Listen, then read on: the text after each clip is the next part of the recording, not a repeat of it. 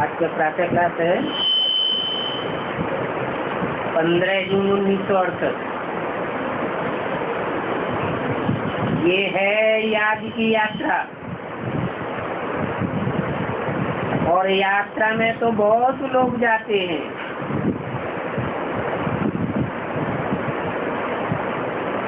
परंतु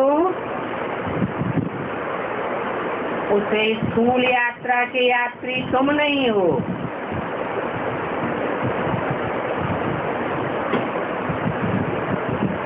वो तो बहुत दूर दूर जाते हैं, तुम तो बहुत नजदीक हो। जो जो जहाँ भी हैं बाप को याद करते हैं।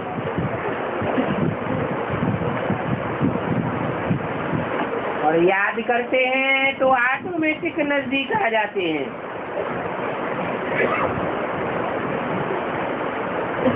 जैसे चंद्रमा के आगे कोई सितारे बहुत नजदीक होते हैं,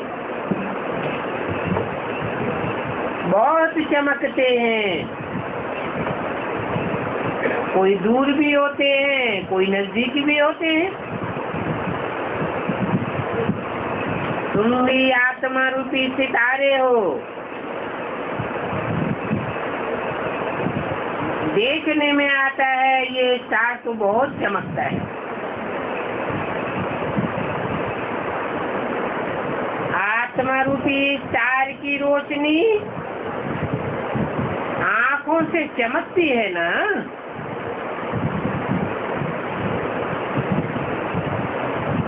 देखने में आ जाता है ये बाप के बहुत नजदीक है। कोई तो फिर चमकता ही नहीं है। तो तुम्हारा भी गहन है। तुम हो ज्ञान और योग के सितारे।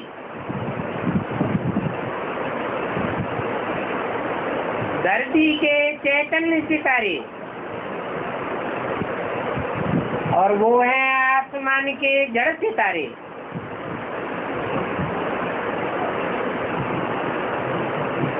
तुम बच्चों को ज्ञान सूर्य मिला है।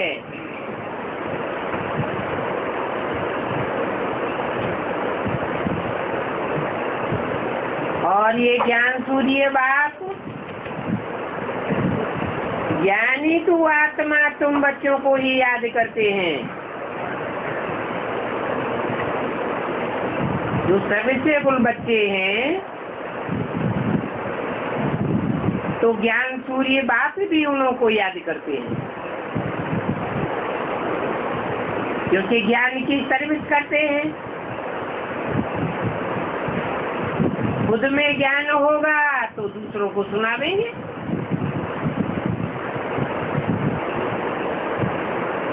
तो ऐसे ज्ञानी तू आत्मा बच्चे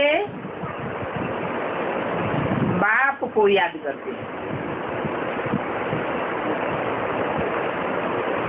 जो बच्चे बाप को याद नहीं करते हैं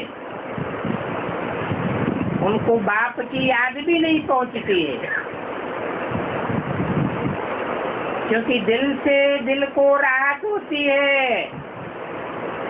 ये याद से याद मिलती है, जरूर मिलती है। बच्चों को भी याद करना है। बच्चे कहते हैं बाबा आप हमको याद करते हैं। बाप कहते हैं क्यों नहीं। सर्वसेबल बच्चों को मैं क्यों नहीं याद करूंगा। इसी रीति बच्चों को याद क्यों नहीं करते हैं।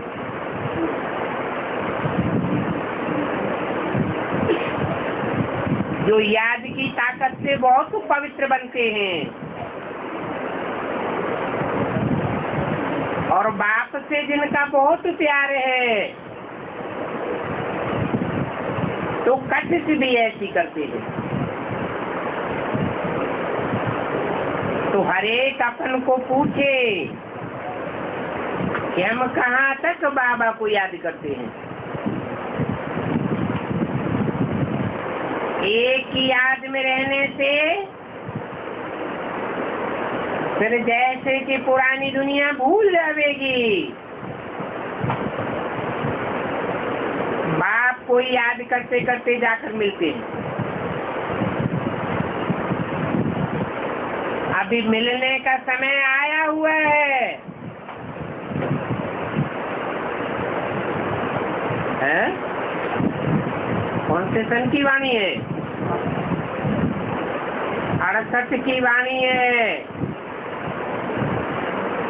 अभी मिलने का समय आया हुआ है का मतलब क्या हुआ?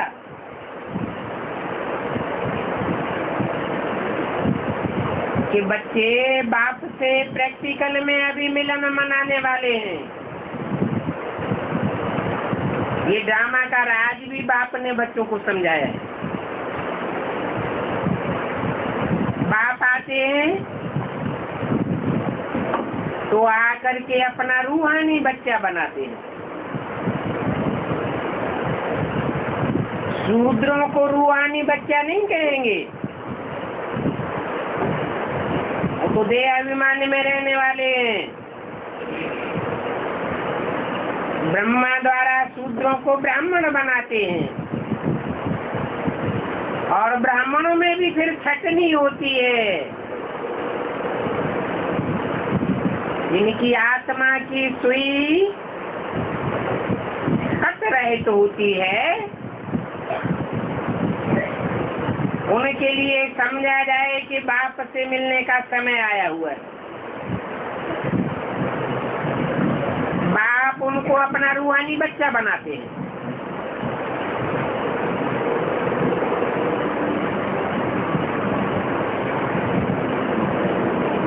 पतित से पावन कैसे बने तो सिखलाते हैं। बाप तो एक ही है, उस बाप को सभी याद करते हैं, परंतु याद सभी को नंबरवार अपने अपने पुरुषार्थ अनुसार मिलती है। जितना बहुत याद करेंगे वो तो जैसे कि सामने खड़े हैं, ऐसे उनको अनुभव में आवेगा जैसे बाप उनके सामने खड़ा है। बाप के सामने बच्चे खड़े हैं। कर्मातीत अवस्था भी ऐसी ही होनी है। जितना याद करेंगे उतना कर्मेंद्रियां चंचलता से परे होती जाएगी।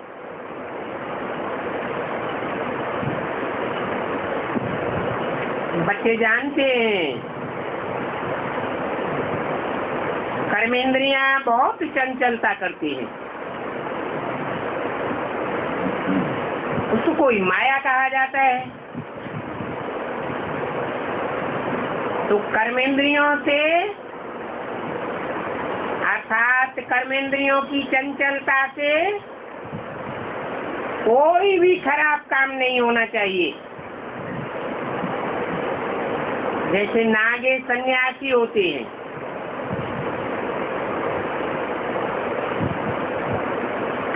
वो तो कर्मेंद्रियों को दवाइयों से निरस्त कर देते हैं। तुम्हारे ये ज्ञान के पॉइंट हैं दवाइयाँ।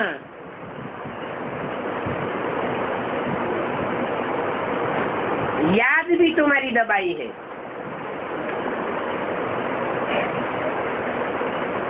क्योंकि यहाँ तो कर्मेंद्रियों को याद के बल से वशीभूत करना होता है।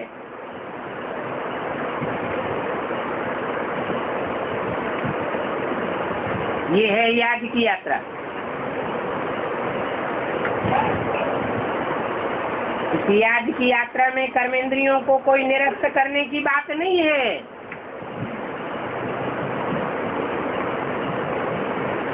बच्चे बाप से पूछते हैं, बाबा ऐसा क्यों होता है? बाप कहते हैं तुम जितना याद में रहेंगे उतना उतना कर्मेंद्रियां बस में होती जाएंगी। देह भान में रहेंगे तो कर्मेंद्रियों की चंचलता बढ़ती जाएगी। बाप को तो देह ही नहीं है, पराई देह में प्रवेश करते हैं। तो बाप को तो कोई कर्मेंद्रियों की चंचलता की बात ही नहीं। जिस तन में प्रवेश करते हैं उनकी कर्मेंद्रियां भी वशीभूत होती जाती हैं।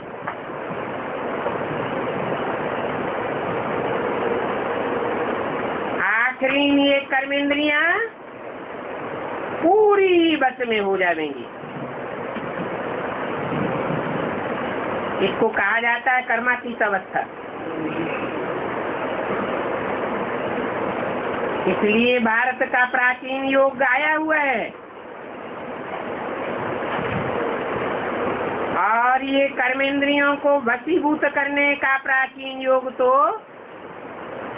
एक भगवान बाप ही सिखाते हैं। और कोई सन्यासी उदासी महात्मा कर्मेंद्रियों को वशीभूत नहीं करना सिखा पाया। भगवान ही सिखलाते हैं अपने बच्चों को।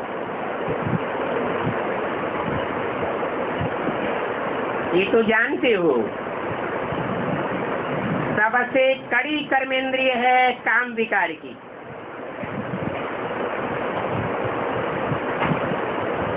उस पर योग से जीत पाने का पुरुषार्थ करना है।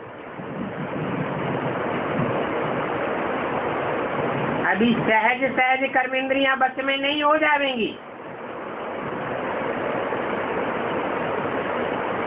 वो तो पिछाड़ी में हो जाएंगी। और पिछाड़ी का ही गायन है, अतीन्द्रिय सुख पूछना हो तो गोप गोपियों से पूछो। जब तुम्हारी परिपक्व अवस्था हो जाएगी, याद में तुम परिपक्व स्टेज को पावेंगे तो कोई भी कर्मेंद्रिय चंचलता नहीं करेगी। अभी इस संगम युग में चंचलता बंद होने से फिर इसकी जन्म के लिए ये इंद्रियां बिल्कुल धोखा नहीं देंगी। अंतमते तो ऐसी गति हो जाएगी। इसकी जन्म के लिए कर्मेंद्रियां बस में आ जाएंगी।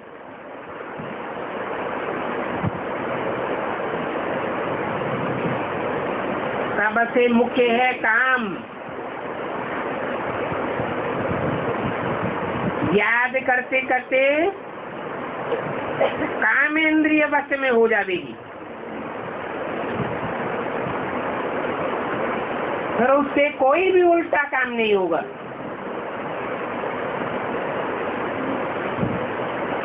अभी कर्मेंद्रियों को वश करने से आधा कल्प के लिए इनाम मिल जाता है। वश नहीं कर पाते हैं तो फिर पाप रह जाते हैं। जिनके पाप रह जाएंगे उनको फिर धर्मराज की सजाएं खानी पड़ेंगी। तुम्हारे पाप योग बल से कट जाएंगे। अभी तुम पवित्र होते जाते हो। ये नंबर 1 सब्जेक्ट है। बाप को बुलाते भी हैं पतित से पावन होने के लिए, तो बाप ही आकर के पावन बनाते हैं।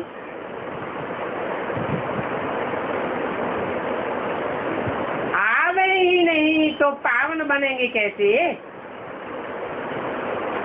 ऐसे भी नहीं कि सिर्फ ज्ञान सुनाने के लिए आते हैं। ज्ञान तो इसलिए सुनाया जाता है कि पतित पावन बाप की पूरी पहचान हो जाए, सर्वव्यापी का ज्ञान बुद्धि में से उड़ जाए, बुद्धि को एक ठिकाने मिल जाए।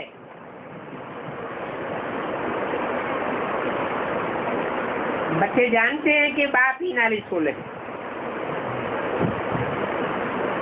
जो कहते हैं अपन को आत्मा समझो, बाप को याद करो, ये भी तो एक नॉलेज है। फिर याद में परिपक्व हो जाएंगे तो दैवी गुण अपने आप ही मर्ज हो जाएंगे। बच्चे जानते हैं अभी हम मनुष्य से देवता बनते हैं तो दैवी गुण तो जरूर धारण करने हैं, अपनी जांच करते रहना है। नोट करने से अपने ऊपर सावधानी रहेगी। अपनी जांच करते रहेंगे तो फिर कोई भी भूल नहीं होगी। बाप खुद कहते हैं कि माम एकम याद करो। कोई दूजम को याद करेंगे तो देवान जरूर आवेगा। मैं तो सदा शिव हूँ,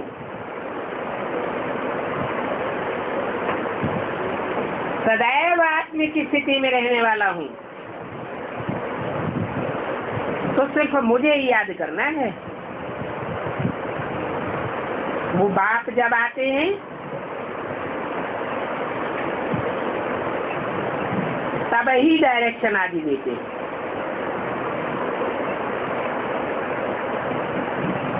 क्या ब्रह्मा के तन में आए उस समय डायरेक्शन नहीं मिले क्या?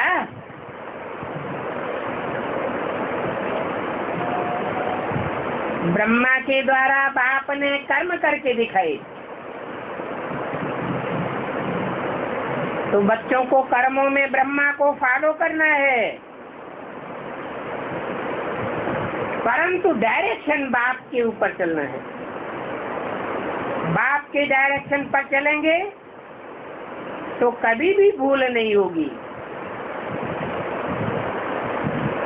अभी इन डायरेक्शन पर अमल करना है आत्माओं को, क्योंकि तुम भी पार्ट बजाते हो इस शरीर द्वारा और बाप भी डायरेक्शन देते हैं इस शरीर द्वारा। तो जरूर बाप को डायरेक्शन देने के लिए इस शरीर में आना पड़े। ये बहुत वंडरफुल बातें हैं।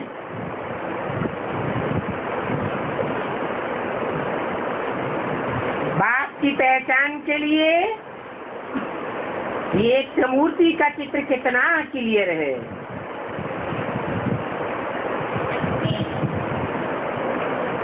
कहते भी हैं देव देव महादेव।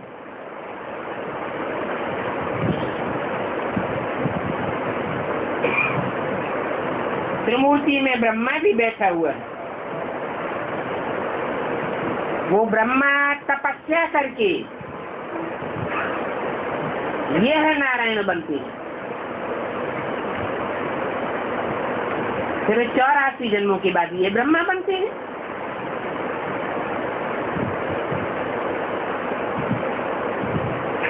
पावन विष्णु से पतित बनने में 5000 वर्ष लग जाते हैं। फिर पतित ब्रह्मा को पावन बनने में 1 सेकंड लगता है।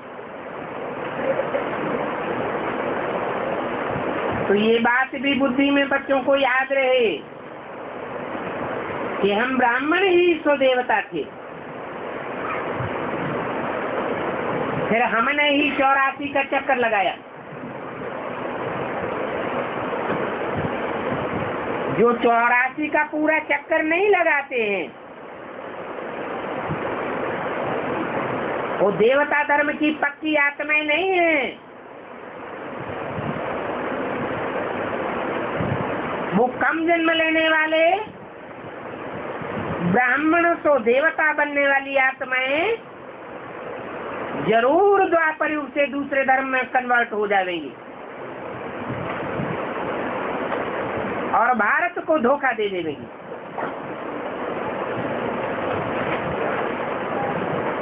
15/6/68 की वाणी का दूसरा पेज। अभी तुम बच्चे तो फिर से देवता बनने आए हो।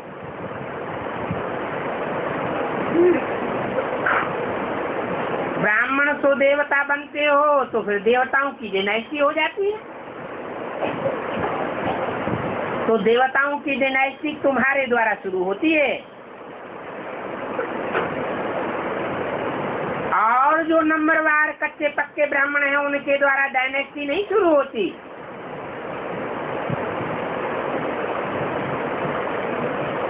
तो ऐसे पक्के ब्राह्मण को देवता जब द्वापर युग में भक्ति शुरू होती है तो बहुत प्रेम से अब बेविचारी याद में रहकर उनको याद करते हैं। अभी वही बाप तुमको ये पद दिलाने के लिए युक्ति बतलाते हैं और ये युक्ति बहुत सहज है, याद भी बहुत सहज है। सिर्फ युक्ति अपनाने के लिए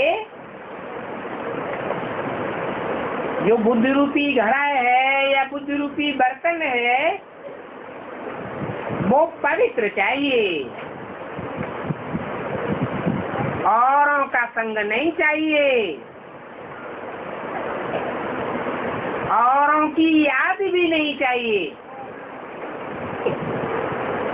दृष्टि, वृत्ति, कृति, वाचा हर तरीके से एक बाप का संग का रंग चाहिए।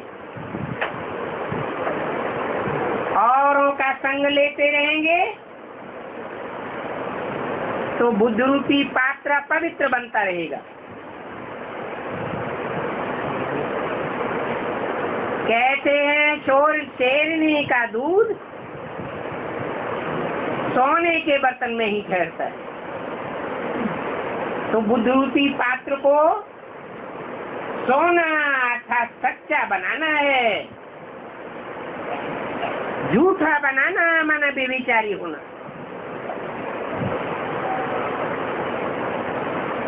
अभी तुम बच्चे जितना जितना पुरुषार्थ करेंगे आप बेविचारी बनने का, एक बाप दूसरा न कोई ऐसी स्टेज में रहने का, उतना नए नए पॉइंट तुम्हारी बुद्धि में मर्ज होते रहेंगे। खुद की बुद्धि में नए नए पॉइंट इमर्ज होंगे तो कहेंगे अपनी घोट तो नशा चढ़ा। नशा चढ़ेगा दूसरों की सेवा करने से।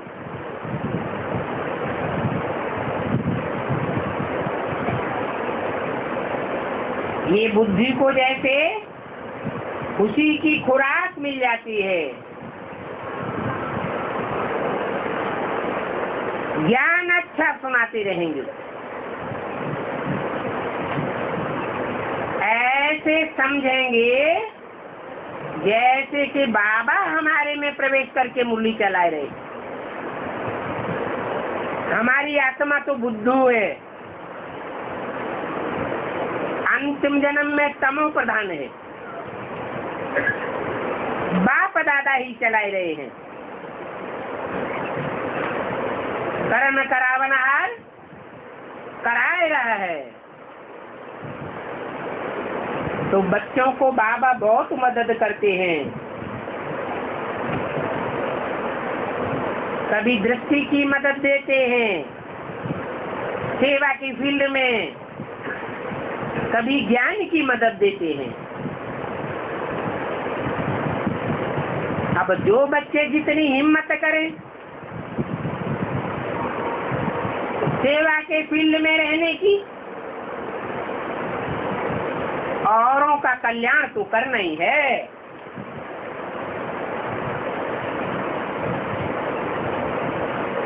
परंतु वह कल्याण भी ड्रामा में नूंद है। ड्रामा का एक सेकंड न मिले दूसरे सेकंड से। अभी टाइम तो पास होता जाता है, इतने वर्ष, इतने मास, इतने घंटे, इतने सेकंड कैसे पास हो गए। शुरू से लेकर के टाइम पास ही होता जाता है और एक सेकंड की शूटिंग न मिले दूसरे सेकंड से। ये जो सेकंड गया वो सेकंड फिर 5000 वर्ष के बाद रिपीट होगा। बीच में ऐसा सेकंड कभी मिलने वाला नहीं है।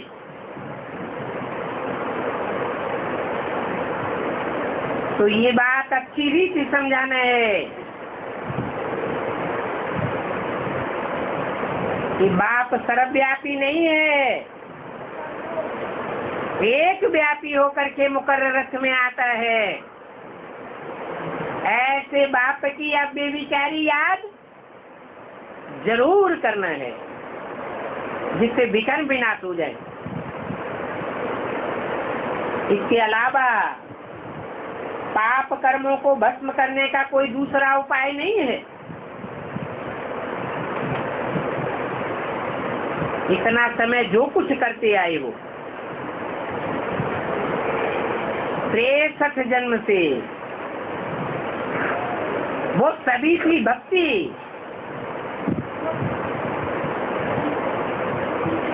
भक्ति मार्ग में कहते भी हैं भक्ति का फल भगवान देते हैं। परंतु भगवान आकर भक्ति का फल क्या देंगे तो किसी को पता ही नहीं सिवाय तुम बच्चों के।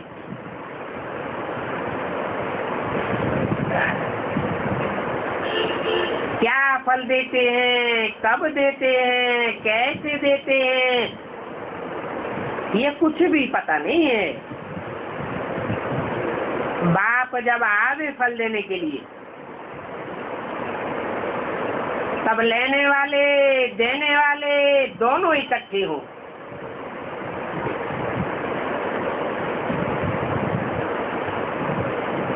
बाप चला जाता है तो न लेने वाला न देने वाला रहा। ड्रामा का पाठ आगे चलता जाता है।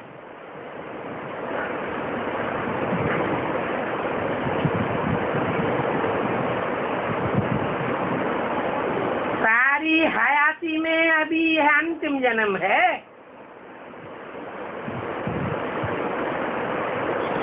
ये सबकी अंतिम लाइफ है। उसमें हो सकता है कोई शरीर भी छोड़ दे,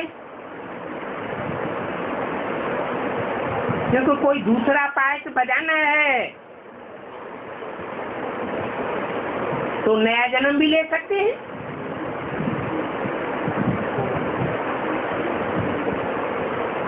जिसका बहुत पाप होगा, बहुत हिसाब किताब होगा, तो कोई 10 जन्म भी ले सकते हैं। ब्राह्मण जन्म में 10 जन्म नहीं लेंगे। कहाँ लेंगे? शूद्रों की दुनिया में।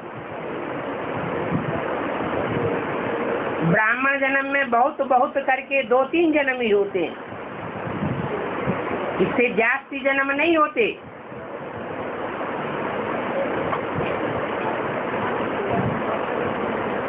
तो जिनको जास्ती जन्म लेना होगा, घड़ी घड़ी एक जन्म लेकर फिर दूसरा तीसरा जन्म लेते रहेंगे। गर्भ में गया, दुख भोगा, फिर शरीर छोड़ा, फिर दूसरा लिया।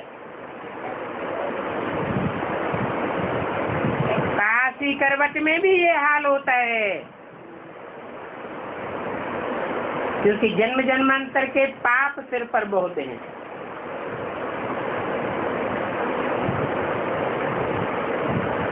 परंतु काशी करवट खाने वालों में योग बल तो होता ही नहीं है।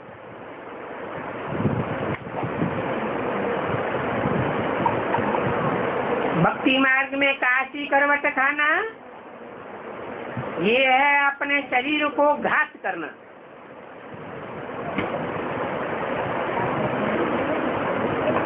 अभी तो ज्ञान की बातें बाप बतलाते हैं।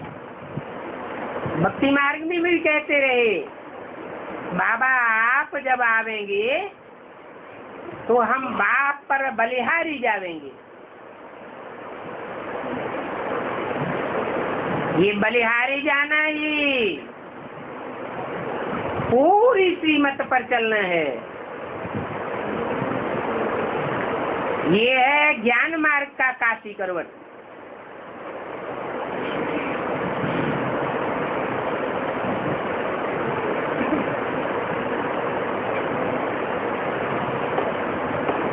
परंतु काशी करवट का अर्थ किसी को पता नहीं। भक्ति मार्ग में तो बलि चढ़ते हैं। बलि चढ़ना भी वो भक्ति है। ये दान पुण्य तीर्थ आदि जो कुछ भी करते हैं उसमें लेन देन किससे होती है? दान करें, पुण्य करें, तीर्थ करें, लेन देन तो पापात्माओं के साथ होती है, क्योंकि रावण राज्य ही तो है ना। अभी बाप समझाते हैं कि जो कुछ भी लेन देन आदि करना है बड़ी खबरदारी से करना।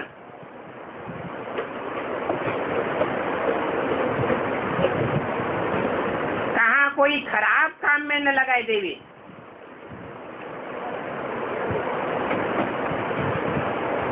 नहीं तो सिर पर बोझा बहुत चढ़ जाएगा।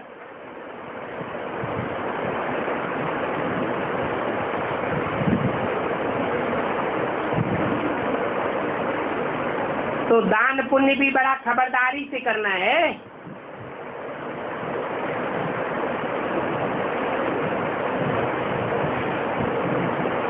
भक्ति मार्ग में गरीबों को अन्न अथवा कपड़े आदि दान में दिया जाता है।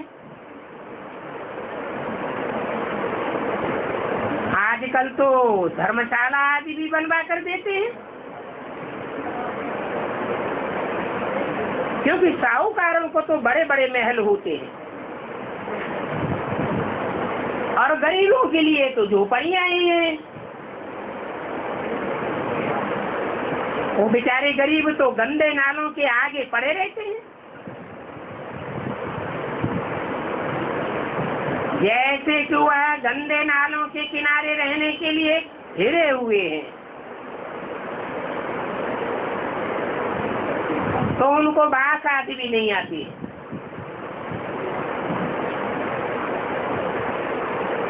उस कचरे का फिर खाद बनता है। वो खाद फिर बिकता भी है। उस खाद से फिर बहुत खेती होती है।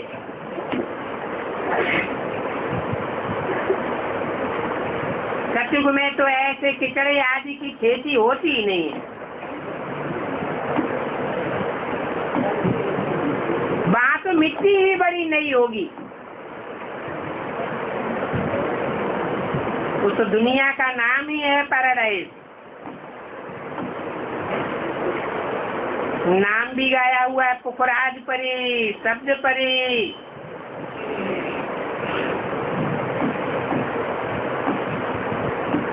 जैसे कि वैल्यूबल रतन होते हैं ना, अभी ये आत्मा ही रतन है। कैसे कैसे रतन है। कोई कैसी सर्विस करते हैं, कोई कितनी सर्विस करते हैं, कोई तो फिर कहते हैं हम सर्विस नहीं कर सकते।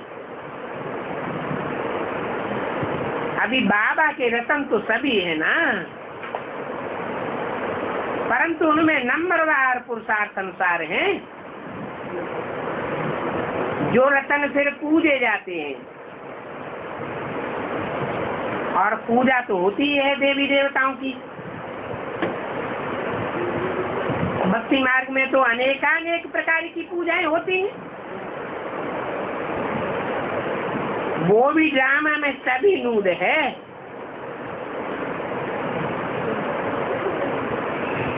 भक्ति मार्ग में होती है पूजा, और ज्ञान मार्ग में होती है याद।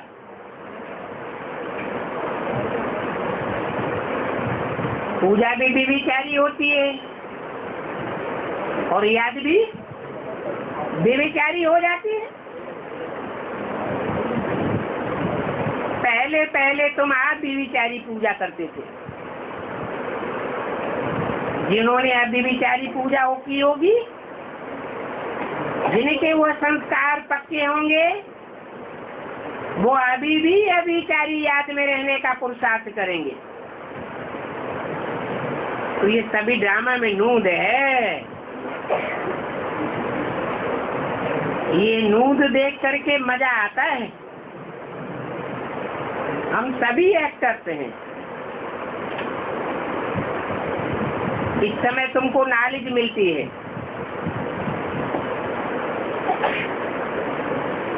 इस ड्रामा की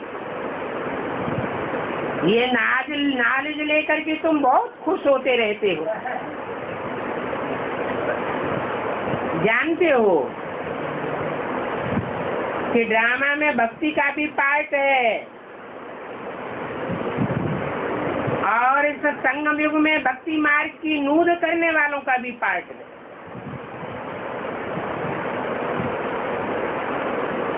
कोई ज्ञान मार्ग को जिंदाबाद करने वाले बच्चे हैं, कोई फिर भक्ति मार्ग ही चलाते रहते हैं। बाप ने तो तुम बच्चों को स्लोगन दिया, ज्ञान मार्ग जिंदाबाद, भक्ति मार्ग मुर्दाबाद। भक्तों को भक्ति में भी बड़ी खुशी होती है। कोई गुरु ने कहा माला फेरो, तो बस उस खुशी में माला ही फेरते रहते हैं। परंतु माला के बारे में जानते कुछ भी नहीं।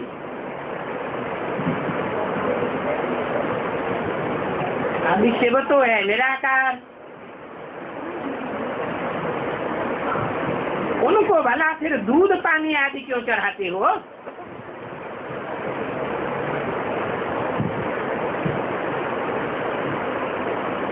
निराकार दूध पानी आदि पीता है क्या है? फिर किसको चढ़ाते हैं?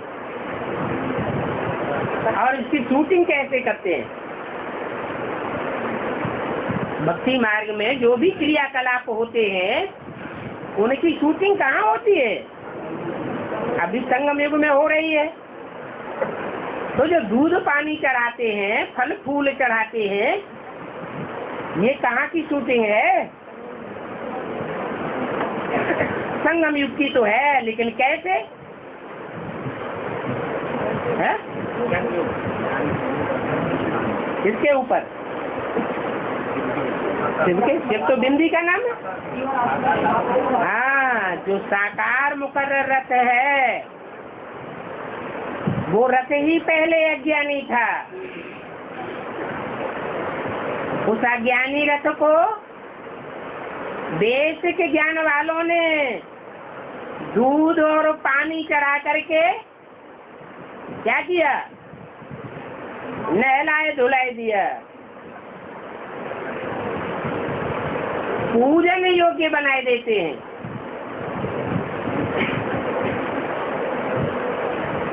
तो बोला ये शूटिंग किसने की? करने वाले कौन हैं? अरे सूरज को पानी चढ़ाते हैं, उसे स्थूल सूरज की तो बात नहीं है, ज्ञान सूर्य की भी बात नहीं है। ज्ञान सूर्य को क्या पानी देंगे? वो ज्ञान जल देने वाला है या लेने वाला है? इसलिए शूटिंग कहाँ की है? हैं? अरे बेसिक में वो आत्मा भी जब ज्ञान में आती है तो उसके ऊपर ज्ञान जल चढ़ाया जाता है। किसके द्वारा? बेसिक ब्राह्मणों के द्वारा चढ़ाया जाता है। ये एडवांस वाले ब्राह्मण उसको ज्ञान देते हैं, बेसिक वाले ज्ञान देते हैं। तो जैसे कि भक्तों के द्वारा शूटिंग हो जाती है, कितनी बेसमझी है। मूर्तियों को भोग लगाते हैं। अब वो मूर्तियां कोई खाती थोड़े ही है।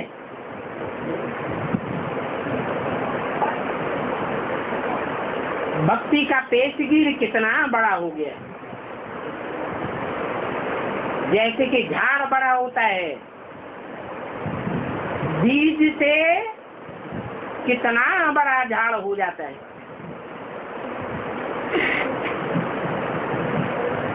बाप आकर के ज्ञान का बीज डालते हैं, उस ज्ञान रूपी बीज का फिर कितना विस्तार हो जाता है। भक्ति भी झाड़ है, ज्ञान बीज है। ये झाड़ कितना बड़ा है वैरायटी मनुष्यों का।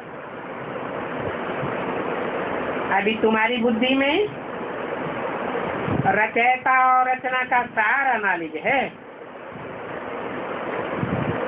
रचयिता बाप और रचना को दुनिया में सिवाय तुम बच्चों के कोई भी नहीं जानते, और तुम बच्चों में भी जानने वालों में नंबरवार हैं। जो जितना जानते हैं, रचयिता बाप को जितना जानते हैं, उतना औरों को समझाते रहते हैं। ऐसे बच्चों को तो सारा दिन बुद्धि में सर्विस ही सर्विस रहती है, सर्विस के सिवाय और कोई बात नहीं। अभी आगे चल करके देखना कि कितने बच्चे अपनी हड्डियां भी सर्विस से स्वाहा करने वाले हैं।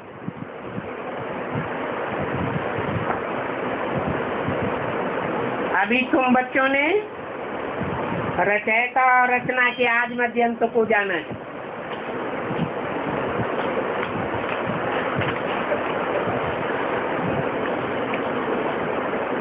जाना भी है और समझा भी है। 15 जून 1968 की वाणी का 30 रुपये। कितना बड़ा बेहद का झाड़ है। तुमको कोई कहते हैं ये झाड़ आदि सब तुम्हारी कल्पना है। अरे कल्पना की इसमें क्या बात है? ये तो तुम्हारी हिस्ट्री बताती है कि इब्राहिम, बुद्ध, क्राइस्ट आदि 2500 वर्ष के अंदर ही आए हैं। तो जो भी दूसरे धर्म आते हैं, दूसरे धर्म खंड आते हैं, वो सब द्वैतवादी द्वापर युग में आते हैं। कल्पना कोई रिपीट थोड़ी ही होती है। ये तो नॉलेज है। नॉलेज को कल्पना कैसे कहेंगे? और कल्पना की बात होती तो अब से पहले भी कोई ये कल्पना कर सकता था। रचयिता बाप और रचना के आदि मध्यंत की नॉलेज पहले क्यों नहीं किसी ने कल्पना कर ली? ये तो पढ़ाई है। कोई पढ़ करके क्या क्या बन जाते हैं, तो उसको कल्पना कैसे कहेंगे? ये नॉलेज है, ये नई बातों की नॉलेज है सारी दुनिया के लिए, क्योंकि ये भगवान बात है, नॉलेज भी नहीं है और ये ऊंचे से ऊंचे भगवान भी नया है। नहीं तो इस दुनिया में अपन को भगवान कहलाने वाले तो बहुत हुए हैं।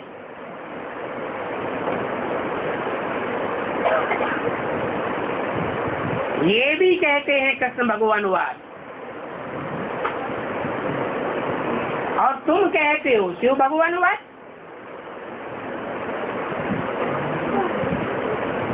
तो हरेक की वाचा अपनी अपनी है, एक की वाचा दूसरे से मिल नहीं सकती, एक की कर्मणा दूसरे से मेल खा नहीं सकती, एक की दृष्टि दूसरे जैसी हो नहीं सकती, एक का वाइब्रेशन दूसरे से मिल नहीं सकता। हर एक आत्मा में अपने अपने संस्कार भरे हुए हैं, अलग अलग, एक न मिले दूसरे से। तो ये पढ़ाई है, उस स्कूलों में भी तो पढ़ाई होती है ना, उस पढ़ाई को कल्पना कहेंगे क्या? यहाँ बाप है ज्ञान का सागर, नॉलेजफुल सुप्रीम टीचर, एक ही पढ़ाई पढ़ाने वाला है, उनको सारी सृष्टि के आदि मध्य तक की नॉलेज है।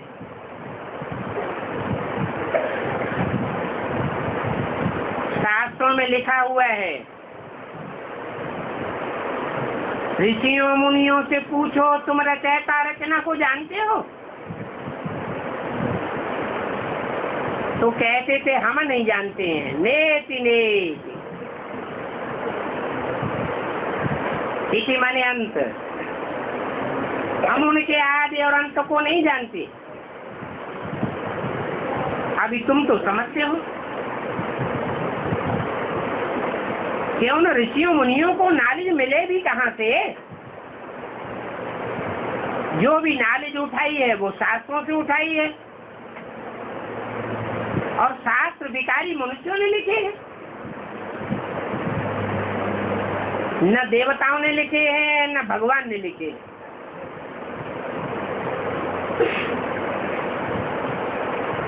वो तो देवी देवता सनातन धर्म की हिस्ट्री को ही नहीं जानते।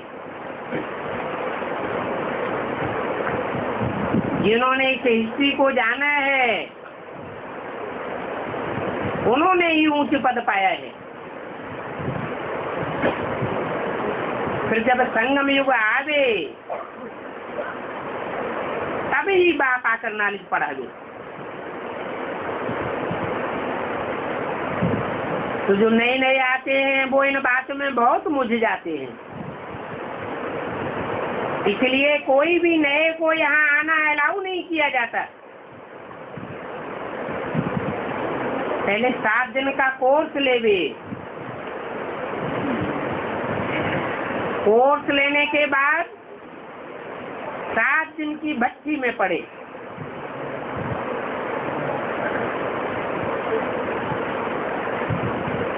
बाद में ये नॉलेज समझ में आवेगी।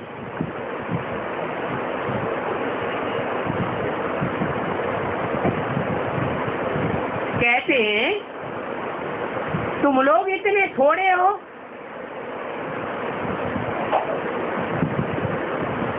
इतने थोड़े लोगों को ही इतनी ये भगवान की नॉलेज मिलती है। तुम इतने थोड़े ही राय तो हो, बाकी सारी दुनिया रंग है। क्या ये शास्त्र आदि सब झूठे हैं? ये बाइबल, कुरान, रामायण, महाभारत ये सब झूठे हैं क्या? कहते हैं कि सब शास्त्रों का माई बाप गीता ही झूठी, तो सब शास्त्र बाल बच्चे भी झूठे हो जाते।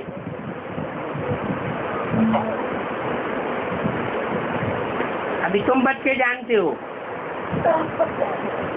कि वर्षा इन शास्त्रों से नहीं मिलेगा, वर्षा गीता से भी नहीं मिलेगा। किससे मिलेगा? वर्षा एक बाप से मिलता है। कहते हैं गीता माई बाप है, हमारा है ही प्रवृत्ति मार्ग। माता है तो बाप भी चाहिए।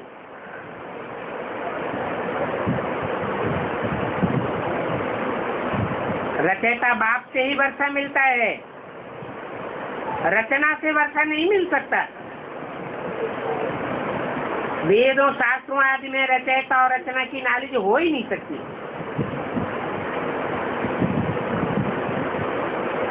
क्यों नहीं हो सकती?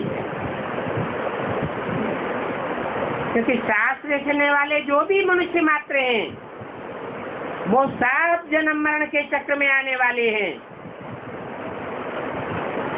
जन्म मरण के चक्र में आने वालों को अपने पूर्व जन्मों की स्मृति नहीं रहती। ये सारी दुनिया के आदि मध्य अंत को तो वो ही बता सकता है जो सदा काल जन्म मरण के चक्र से मुक्त हो। वो निरंजन निराकार है, तो कोई पाप पुण्य का भेद नहीं लगता। तो उससे पूछना पड़े कि पहले ये तो बताओ कि वेदों से कौन सा धर्म स्थापन हुआ?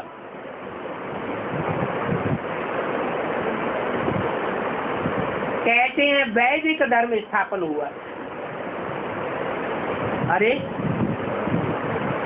धर्म का नाम धर्म पिता के आधार पर पड़ता है या पुस्तक के आधार पर पड़ता है? बाइबल से कोई बाइबल ही धर्म निकला क्या? कुरान से कोई कुरानी धर्म निकलता है क्या?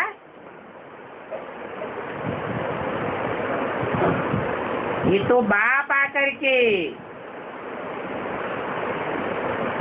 सनातन धर्म की स्थापना करते हैं, कोई सनातन पुरुष के द्वारा। सनातन माने पुराने से पुराना। और मुख्य धर्म तो है ही चार। हर एक धर्म का एक मुख्य शास्त्र होता है। ये हिंदू धर्म के तो कितने शास्त्र बनाए दिए, 10 शास्त्र थोड़े ही होते हैं। शासन करने वाला विधान तो एक होता है ना। भारत की गवर्नमेंट का संविधान बनाया गया, एक संविधान है या 2-4 हैं? तो ये भी वंडरफुल बात है जो एक भी मनुष्य नहीं जानते। अभी बाप ही आकर के ब्राह्मण कुल स्थापन करते हैं।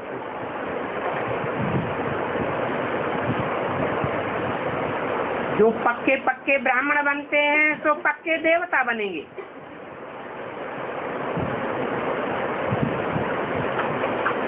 बाप आकर कोई शूद्रों को नॉलेज नहीं देते हैं। शूद्रों को नॉलेज देने का सिलसिला कब तक चला है?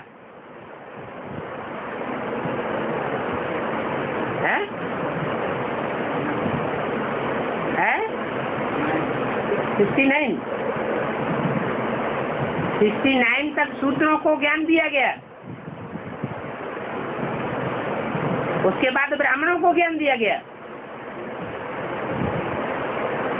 अरे बाप कब आते हैं? तो 76 में जब आवेंगे तभी तो ब्राह्मणों को ज्ञान देंगे।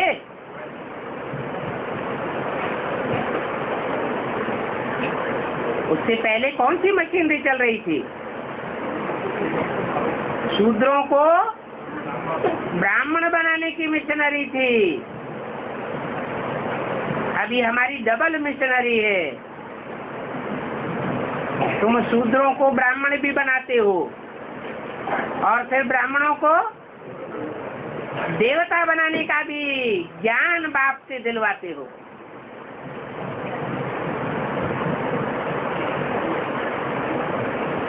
जो ब्राह्मण बनते हैं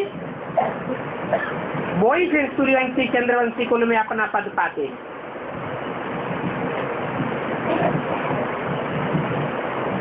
इस बात का किसी को पता नहीं है।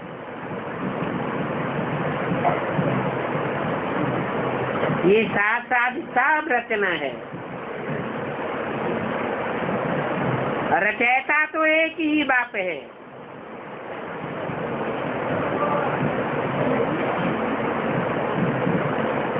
रचना से वर्षा नहीं मिल सकता,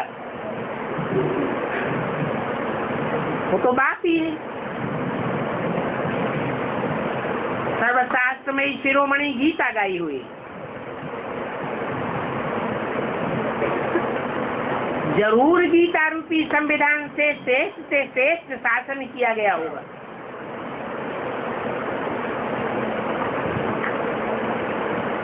अभी ये कोई नहीं जानते हैं कि भगवान किसको कहा जाता है। भगवान कहा जाता है ईश्वर को। ईश माने शासन करता, वर माने श्रेष्ठ। जो दुनिया का श्रेष्ठ से श्रेष्ठ शासन करता है। वो राजाएं लोग तो कितनी जोर जबरदस्ती करते हैं शासन चलाने के लिए। राजाइयां चलती है, मिलिट्री रखी जाती है, पुलिस रखी जाती है, कितना प्रबंध करते हैं कंट्रोल करने के लिए। यहाँ तो बाप कोई जोर जबरदस्ती नहीं करते। बड़ी सहज सहज राजधानी की स्थापना होती है। इतना श्रेष्ठ शासन भगवान का होता है। उनको कहा जाता है भगवान भगवती का राज्य। ये कोई नहीं जानते। कह देते हैं भगवान सर्वव्यापी है।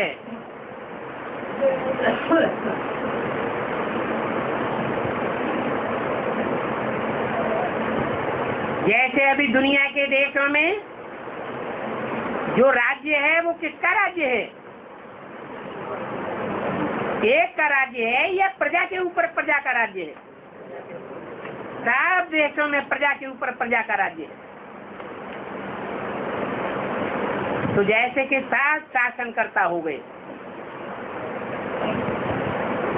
जैसे भगवान को सर्वव्यापी बताई दिया, वैसे शासन करने वाले सर्वव्यापी हो गए।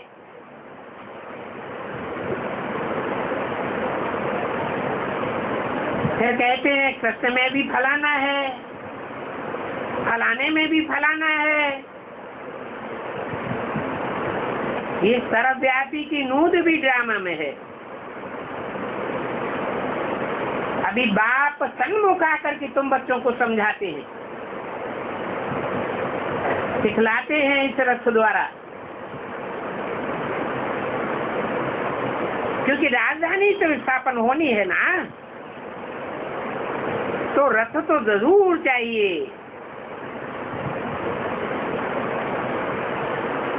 क्योंकि आत्मा तो है निराकार। निराकार तो सिखला नहीं सके। निराकार आत्मा को साकार शरीर मिलता है। निराकार और साकार दोनों को मिलाने से जीव आत्मा कहा जाता है। जीवित आत्मा। नहीं तो परम धाम में शरीर नहीं होता है, तो आत्माएं जैसे कि जड़वत पड़ी रहती है।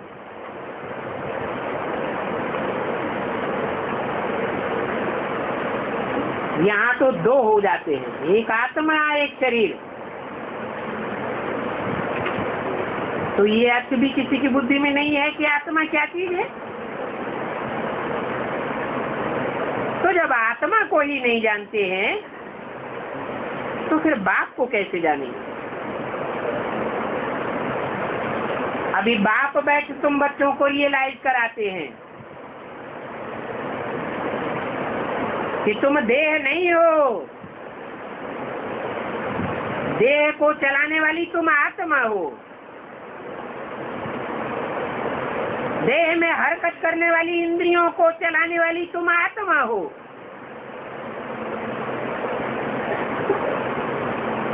आत्मा और परमात्मा का ज्ञान बाप ही आकर देते हैं।